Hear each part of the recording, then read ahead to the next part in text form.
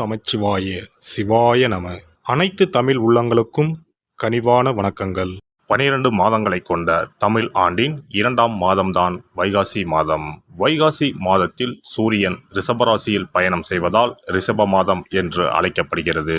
வைகாசி மாதத்தில் பல தெய்வ அவதாரங்கள் நிகழ்ந்ததாக கூறப்படுகிறது. வைகாசி பௌர்ணமி அன்று சிவபெருமான் நெற்றிக்கண்ணில் இருந்து 6 பொறிகளாக ஆறுமுக பெருமான் அவதாரம் எடுத்ததாக சொல்லப்படுகிறது.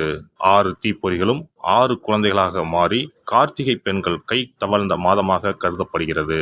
அப்படிப்பட்ட சிறப்புமிக்க வைகாசி மாதத்தில் 12 ராசிக்காரர்களுக்கு என்ன யோக பலன் கிடைக்கப் போகிறது என்று பார்க்கலாம்.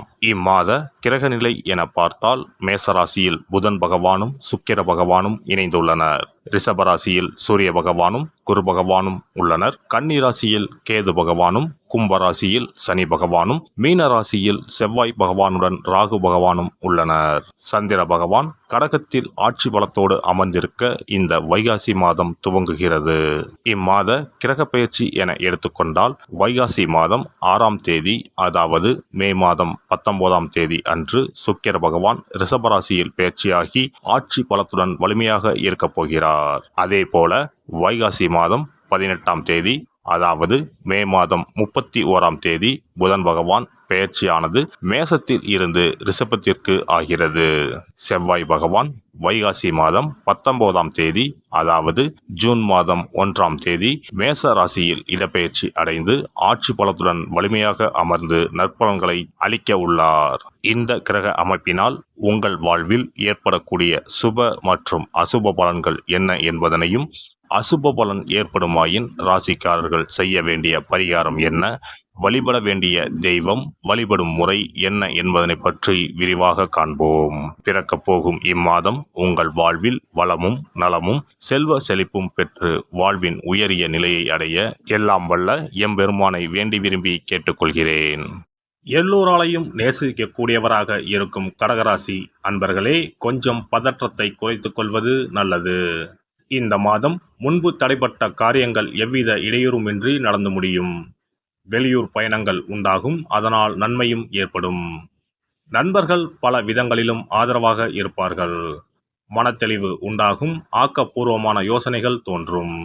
தொழில் வியாபாரத்தில் இருந்து வந்த இடையூறுகள் குறையும். கடித போக்குவரத்து மூலம் அனுகூலம் உண்டாகும். தொழில் விருத்தி அடைவதுடன் ஆதாயமும் அதிகரிக்கும்.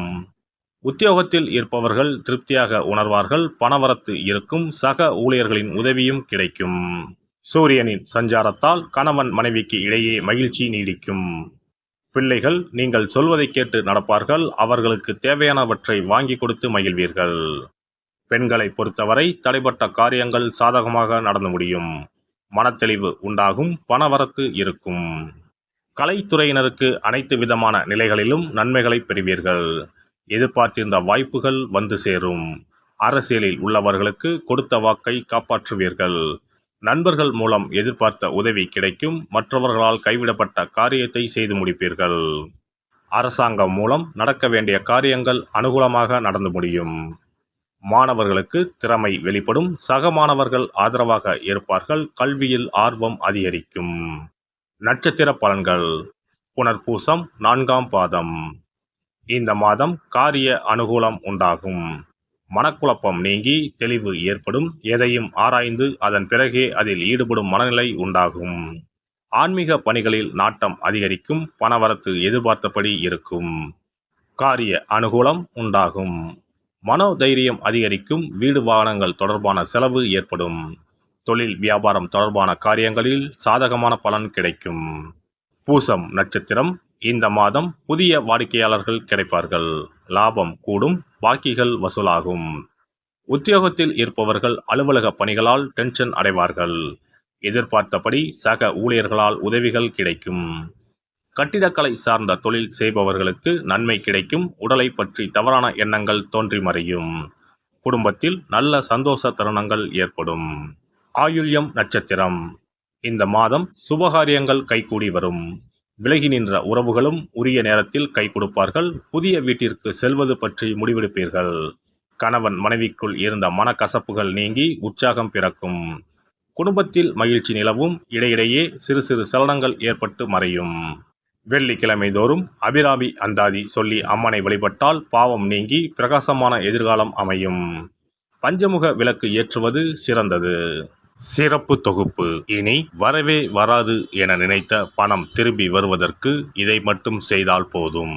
நாம் கஷ்டப்பட்டு சேர்த்த அல்லது சம்பாதித்த பணத்தை யாரையாவது நம்பியோ அல்லது அவர்களுக்கு உதவி செய்வதற்காகவோ கொடுத்து ஏமாந்து இருக்கலாம். அப்படி இழந்த பணத்தை திரும்ப இனி வரவே வராது என நினைத்த பணத்தை கூட சில எளிய தாந்திரீக பரிகாரங்களை முறையாக செய்தால் திரும்ப பெற முடியும்.